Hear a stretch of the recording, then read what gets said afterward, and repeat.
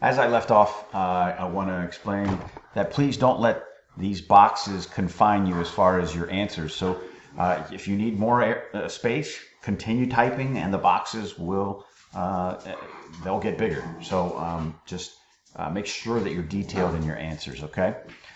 So moving on from your final semesters in college, as far as certifications, licenses, internships, we go on to your professional job duties and daily routines. Here in this section here, you're going to include details and vocabulary that are unique to the career that you're in. So again, your career research provided you that information, so make sure that you include that.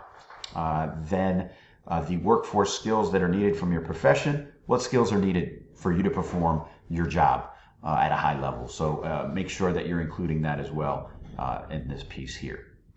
And I just want to reiterate that these planning documents, they're very important for you, A, because I think it's 25 points of your grade, and B, if you miss something in your presentation but you've included it here, I'm going to give you the benefit of the doubt and you will not lose points. Now, if you don't have the information here, you weren't detailed in your planning documents, nor did you include it in your presentation, then you'll miss the points for those sections.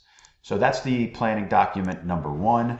The planning document number 2 is going to talk about your academic pathway.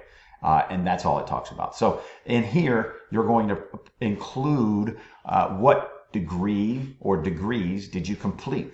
Include those degrees, the appropriate names of those degrees, including the majors, all that information here.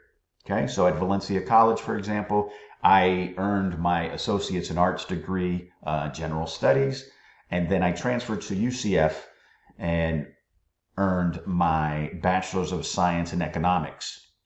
So be very specific.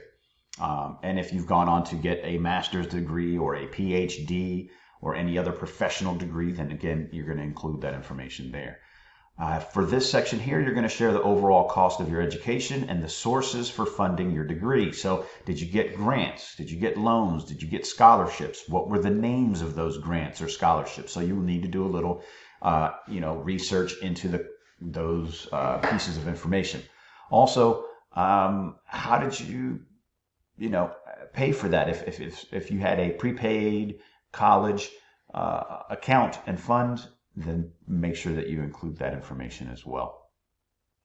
And then lastly here, what resources, including people, places, and course lessons which you utilized for academic success and career planning, what did you do to be successful to complete your degree at Valencia, and so on. So remember, in the PLACE co-curricular, we went over a lot of that information, and so you can gather that.